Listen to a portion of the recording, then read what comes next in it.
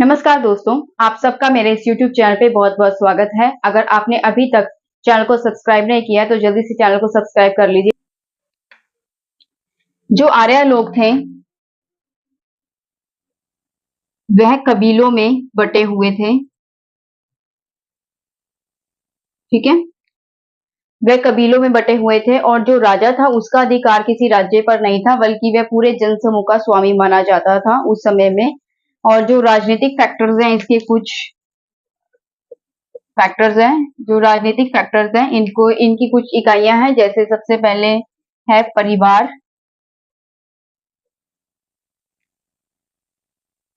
जो परिवार था, उसे कुल भी कहा जाता था और इसका जो प्रधान था, उसे कहते थे कुलपति।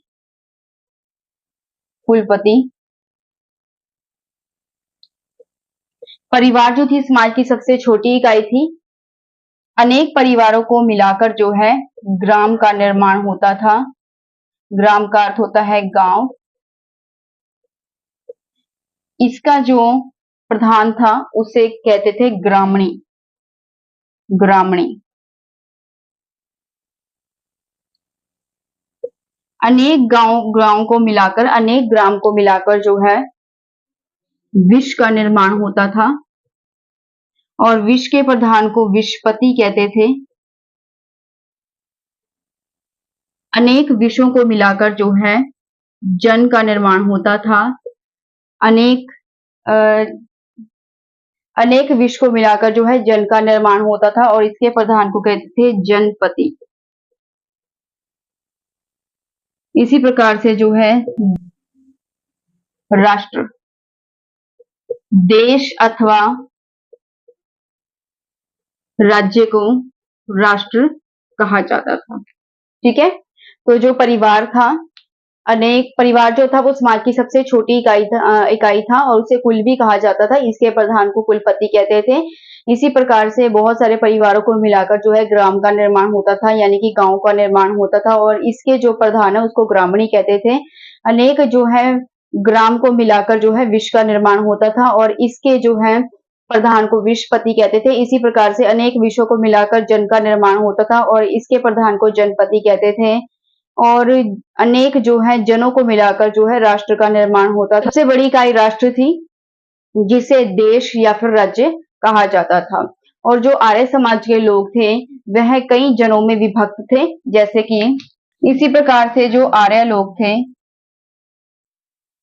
और अनार्य लोग थे, वह कई जनों में विभक्त थे। ठीक है, जैसे अनु, द्रुहु, अनु, द्रुहु, यदु, तुर्वसु,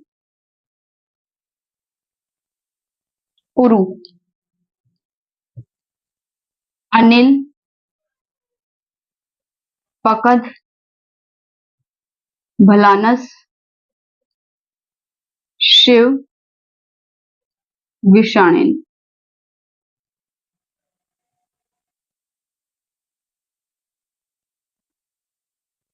ठीक है, इसी प्रकार से जो आर्य लोग थे और जो अनार्य लोग थे वो पांच पांच जनों में विभक्त थे। आर्य जन के जो आर्य लोग थे जो, ठीक है, वो अनु, द्रुहु, यदु और तुर्वसु तथा पुरु, ये 5 जनों में विभक्त। इसी प्रकार से जो अनार्य लोग थे वो भी 5 जो है जनों में विभक्त थे, जैसे अनिल, पखद, भलानस, शिव और विषानिन।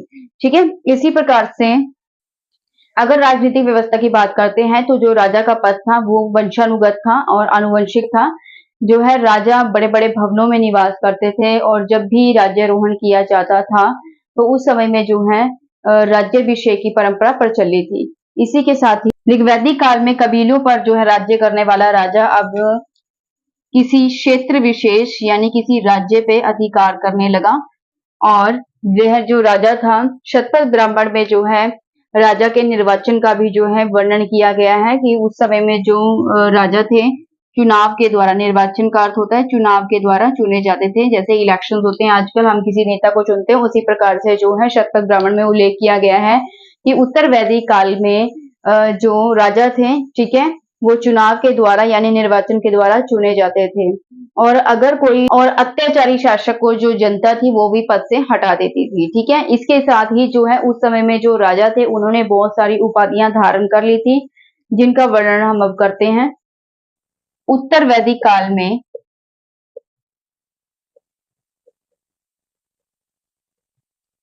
जो राजा थे वह कबीले को छोड़कर अब राज्य पे अधिकार करने लगे। ठीक है, पहले जो है ऋग्वैदिक काल में जो राजा थे वो है कबीलों पर राज्य करते थे, लेकिन उत्तर वैदिक काल में जो है कबीले के स्थान पर जो राजा थे उन्होंने राज्यों पे अधिकार करना शुरू कर दिया, क्षेत्रों पे अधिकार करना शुरू कर दिया। और इसके अलावा ही जो शतपथ ब्राह्मण है, शतपथ ब्राह्मण में राजा के लिए निर्वाचन शब्द का उपयोग किया गया है कि उस समय में जो है निर्वाचन के जरिए राजा का चुनाव किया जाता था। जैसे आजकल के समय में जो है इलेक्शंस होते हैं, वोट डाल के आते हैं, उसके थ्रू हम अपने मनपसंद नेता को चुनते हैं। उसी प्रकार से उस समय में जो है लोग निर्वाचन के जरिए यानी चुनाव के जरिए अपने मनपसंद जो है राजा को चुनते थे। ठीक है, और ऐसे राजा को कहते थे, ऐसे राजा को विष्पति कहा जाता था। जो राजा थे उन्होंने अब कई उपाधियां धारण करनी शुरू कर दी, और वह उपाधियां कौन कौन सी थी? दिशा, राज्य और राजा।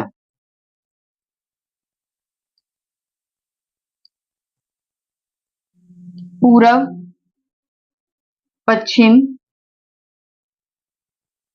उत्तर, दक्षिण तथा मध्य देश।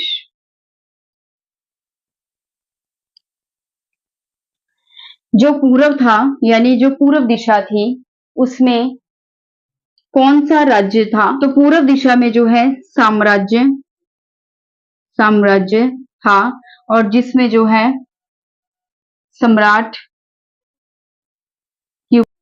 स्वराज्य, सम्राट, विराज्य, विराट, भोज्य, भोज, राज्य, राजा। ठीक है, तो इस प्रकार से जो है पूरब दिशा थी उसमें जो है साम्राज्य यानी कि जो राजा का राज्य था उसे साम्राज्य कहा जाता था, और उसमें राज करने वाला जो राजा होता था उसे सम्राट कहा जाता था। ठीक है, ये उसकी उपाधि थी। और पश्चिम दिशा में निवास करने वाला, पश्चिम दिशा में जो है राज्य का जो राज्य था और राजा का जो राज्य था उसे स्वराज्य कहा जाता था, और उसमें निवास करने वाला जो राजा था उसे कहा जाता था सम्राट। ठीक है, इसी प्रकार से उत्तर दिशा में जो राज्य था उसे विराज्य कहा जाता था, और उसमें निवास करने वाला जो राजा था उसे विराट कहा जाता था। ठीक है, दक्षिण दिशा में निवास करने वाला जो राजा था उसे उसका जो राज्य था उसे भोज्य कहा जाता था, और उस राजा को क्या कहा जाता था? भोज। मध्य देश में यानी जो सेंटर देश है, बिचकारला जो देश है, मध्य देश में जो है राज्य करने वाला जो राजा था उसे क्या कहा जाता था? राजा। ठीक है, और उसके जो साम्राज्य था उसे कहा जाता था राज्य, उसका जो राज्य होता था। ठीक है, तो इस प्रकार से अलग अलग दिशाओं में जो है अलग अलग जो राज्य थे राजा के उनको अलग अलग नाम से संबोधित किया जाता था। इसी के साथ ही जो राजा था उसे भी अलग अलग नामों से जो है संबोधित किया जाता था। ठीक है, कर प्रणाली, अगर बात करते हैं कर प्रणाली की, ठीक है, तो उस समय में जो है कर प्रणाली नियमित हो गई, नियमित हो गई थी। और अथर्ववेद के अनुसार, अथर्ववेद के अनुसार आमदन का यानी कि आय का 16वां भाग जो है वह कर के रूप में देना पड़ता था। ठीक है, आमदन का जो 16वां भाग था वह कर के रूप में देना पड़ता था अथर्ववेद में, और जो अथर्ववेद में जिक्र किया गया है कि उस समय में आमदन का जो है यानी कि आय का 16वां भाग जो है कर के रूप में देना पड़ता था, और जो कर प्रणाली थी वो नियमित हो चुकी थी। इसी के साथ ही जो राजा के अधिकारी थे उनकी संख्या में भी बहुत ज्यादा वृद्धि हो चुकी थी। ठीक है। शतपथ ब्राह्मण में राजा के लिए राष्ट्रीय शब्द का जो है इस्तेमाल किया गया है। वह राजा जो निष्कर्षता पूर्वक जनता की संपत्ति का इस्तेमाल करता था। ठीक है। और उसके लिए जो है शतपथ ब्राह्मण में राष्ट्रीय शब्द का इस्तेमाल किया गया है। इसी के साथ ही जो अथर्ववेद है, अथर्ववेद सॉरी इसी के साथ ही जो अथर्ववेद है उसमें राजा के लिए जन का भक्षक वर्ड का इस्तेमाल किया गया है। और जो राजा था उसकी जो शक्ति है उसमें प्रतिष्ठा हुई, उसकी जो शक्ति है उसमें बढ़ोतरी हुई और उसी के साथ कुछ महत्वपूर्ण संस्कार भी जो है उसके साथ जुड़ गए थे। और वह महत्वपूर्ण संस्कार कौन कौन से थे चलिए जानते हैं। सबसे पहले बात करते हैं राज्याभिषेक।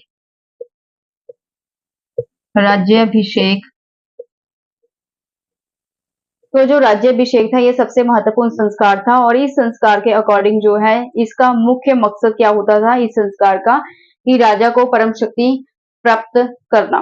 ठीक है। और इसमें जो है राज्याभिषेक के समय 17 प्रकार के जो जल थे उसकी उपस्थिति जरूरी मानी जाती थी। ठीक है। एक सफेद घोड़ा, सफेद बैल, हाथी, एक रानी, रत्नों की और एक छत्र की जो उपस्थिति थी आवश्यक मानी जाती थी। ठीक है। उसके बाद राजसूय यज्ञ।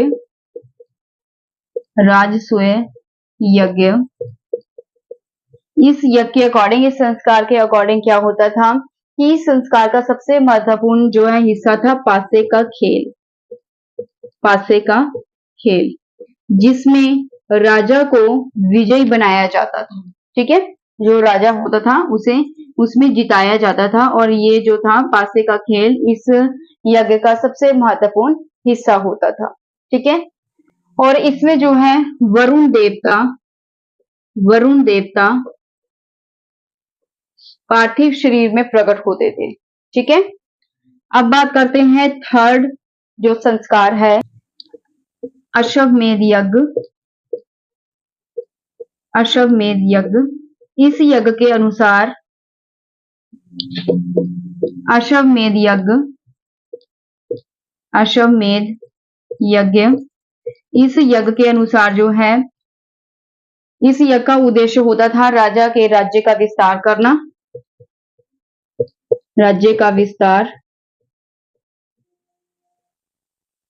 तथा लोगों के सुख और समृद्धि की कामना करना। ठीक है। और साथ ही जो है जो अश्वमेध यज्ञ था शतपथ ब्राह्मण में भरतों के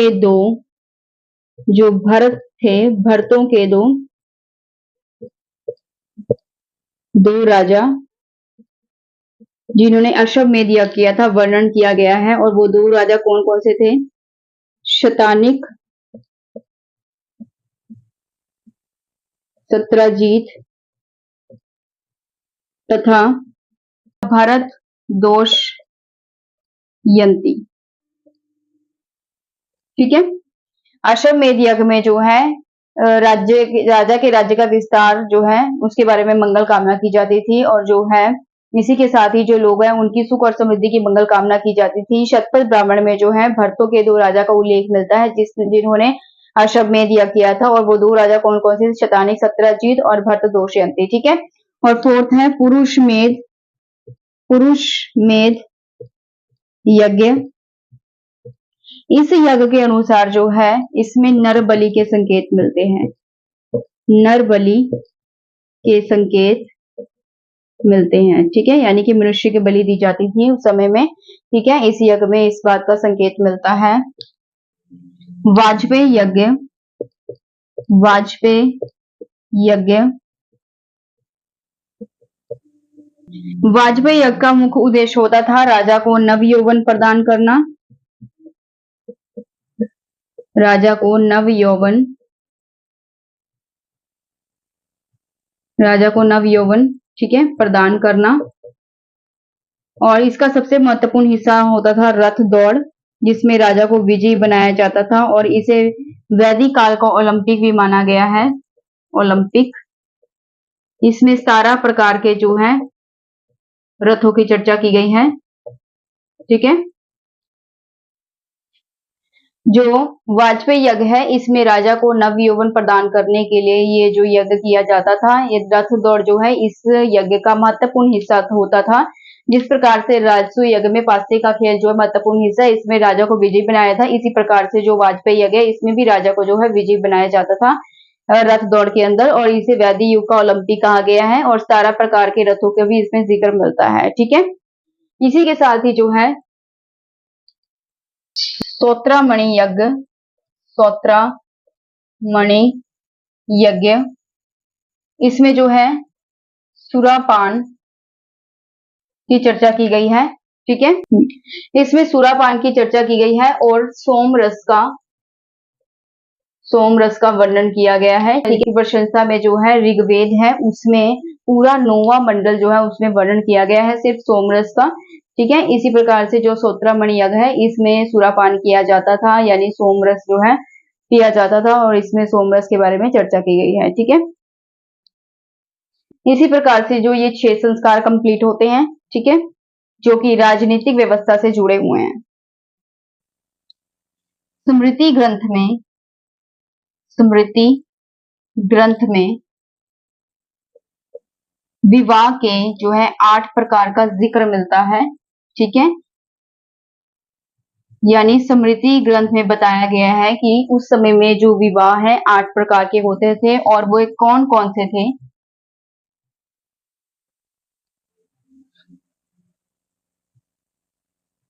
ब्रह्म विवाह,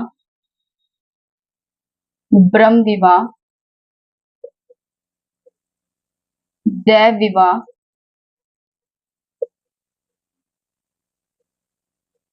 प्रजापत्य विवाह,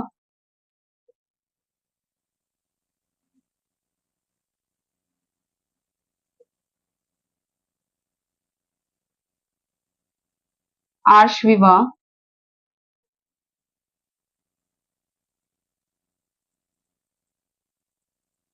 गंधर्व विवाह,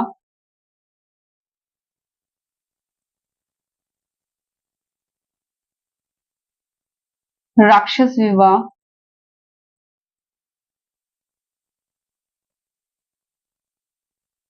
असुर विवाह,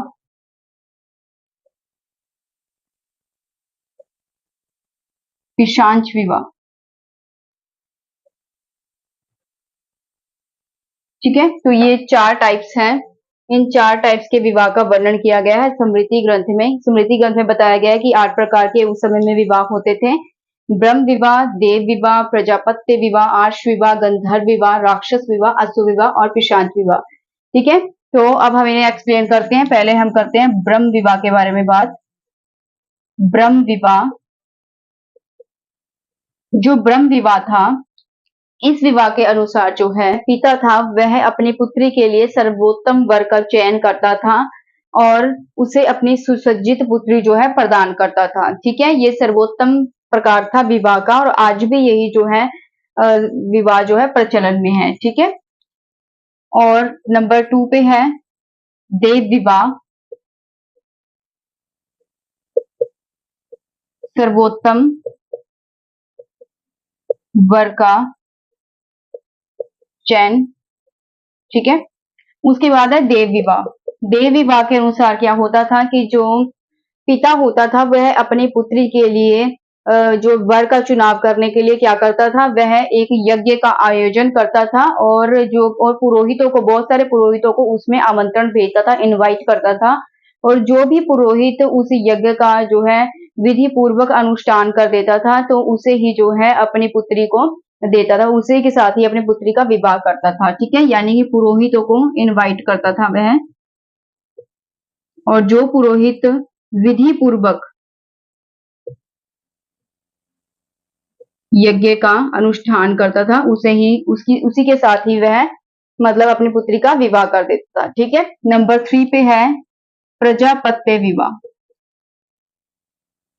प्रजापत्य विवाह, इस विवाह के अनुसार तो जो प्रजापत्य विवाह था इसके अनुसार क्या था, ये जो विवाह है ये सिर्फ ब्राह्मणों तक ही सीमित था। इसमें जो है ये विवाह ब्राह्मणों तक ही सीमित था और इस विवाह में जो है लड़का और लड़की दोनों से धार्मिक और सामाजिक कर्तव्यों का पालन करने के लिए कहा जाता था। ठीक है, नंबर 4 पे है आर्ष विवाह। आर्ष विवाह, आर्ष विवाह के अनुसार क्या होता था कि ये जो विवाह था इसमें जो कन्या का पिता था वह लड़के वालों से एक जोड़ी बैल तथा एक गाय, ठीक है, कन्या के मूल्य के रूप में लड़के वालों से लेता था। ठीक है, तो इस विवाह को आर्ष विवाह का नाम दिया गया है। अब बात करते हैं नंबर 5 पे गंधर्व विवाह। गंधर्व विवाह, इस विवाह के अनुसार गंधर्व विवाह जो है लड़का और लड़की दोनों गुप्त रूप से करते थे और ब्राह्मणों में इस विवाह को जो है उत्तम नहीं माना गया, लेकिन जो योद्धा वर्ग है उसमें इसे सर्वोत्तम माना गया है और जो वात्स्यायन है उन्होंने भी इसे पूज्य बताया है। ठीक है, गुप्त रूप से लड़का और लड़की करते थे विवाह और इसे वात्स्यायन ने सबसे पूज्य माना है। ठीक है, योद्धा वर्ग में ये जो विवाह थी, योद्धा वर्ग में ये विवाह का प्रचलन था। महाभारत में भी जो है इसे पूज्य माना गया है। ठीक है, नंबर 6 है राक्षस विवाह। राक्षस विवाह, इस विवाह के अनुसार राक्षस विवाह में क्या होता था, कन्या का अपहरण करके उसके साथ विवाह रचाया जाता था। ठीक है, और इसे राक्षस विवाह कहा गया है और ये योद्धा वर्ग में होता था। महाभारत में भी जो है इसका वर्णन किया गया है। असुर विवाह,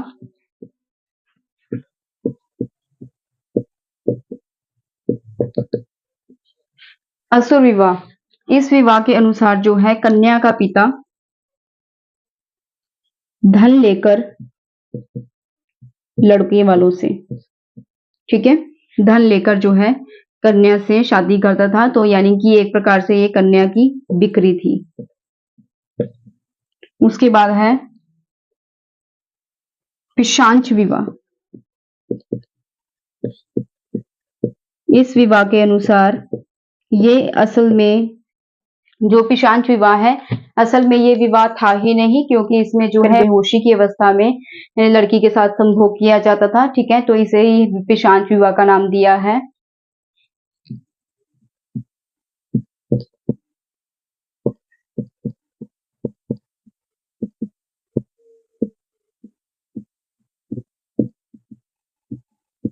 ठीक है, तो इस प्रकार से जो है ये 8 विवाह के प्रकार है। ब्रह्म विवाह जो है सर्वोत्तम वर का चयन किया जाता था, पिता जो है शीलवान और योग्य वर का चयन करता था और अपनी पुत्री का जो विवाह है उसके साथ करता था। ठीक है, और ये सबसे सर्वोत्तम प्रकार है विवाह का जो आज भी प्रचलित है। देव विवाह में क्या होता था, बहुत सारे पुरोहितों को इनवाइट किया जाता था, बहुत सारे पुरोहितों को बुलाया जाता था और विधि पूर्वक जो भी पुरोहित इसका यज्ञ का मतलब यज्ञ करता था विधि पूर्वक, तो उसी के साथ जो है कन्या का विवाह कर दिया जाता था। प्रजापत्य विवाह में जो है जो ये सिर्फ ब्राह्मण तक ही सीमित था और धार्मिक और सामाजिक जो है लड़का और लड़की को धार्मिक सामाजिक जो है कर्तव्य का पालन करने के लिए कहा जाता था। आर्ष विवाह, इसमें क्या था, जो कन्या का पिता था वो लड़के वालों से एक जोड़ी बैल और एक गाय लेता था। ठीक है, उसके बाद है गंधर्व विवाह। गंधर्व विवाह गुप्त रूप से किया जाता था लड़का और लड़की के द्वारा, और वात्स्यायन ने इसे पूज्य बताया है। योद्धा वर्ग में सबसे ज्यादा ये विवाह जो है प्रचलन में था, लेकिन जो ब्राह्मण वर्ग के लोग थे वो इस विवाह को नहीं मानते। ठीक है। राक्षस विवाह जो है, इसमें एक तरह से विवाह में जो लड़की का अपहरण किया जाता था और उसके साथ विवाह रचाया जाता था। असुर विवाह जो है धन लेकर, यानी कि जो लड़की का पिता होता था वो लड़के वालों से धन लेकर, ठीक है, एक प्रकार से कन्या की बिक्री थी ये, और उसके साथ विवाह करते थे। पिशाच विवाह में जो है या फिर बेहोशी की अवस्था में, मतलब ये एक प्रकार से विवाह नहीं था, ठीक है, और बेहोशी की अवस्था में लड़की के साथ जो है हमें या छल बल के द्वारा लड़की के साथ संभोग किया जाता था। ठीक है। अब ये जो पहले 4 विवाह हैं इन्हें प्रशस्त माना गया है। प्रशस्त यानी कि शास्त्र संगत। इस विवाह को, पहले जो 4 विवाह हैं इसे प्रशस्त यानी कि शास्त्र संगत विवाह माना गया है, और जो अंतिम 4 है गंधर्व विवाह, राक्षस विवाह, असुर विवाह और पिशाच विवाह, इसको माना गया है अप्रशस्त। अप्रशस्त। ठीक है। आई थिंक आपको इतना समझ आया होगा। अब ये चैप्टर पूरा कंप्लीट हो चुका है। अगर आपको मेरी इस वीडियो से कुछ भी समझने को मिला है तो चैनल को सब्सक्राइब, लाइक और शेयर करना मत भूलिएगा।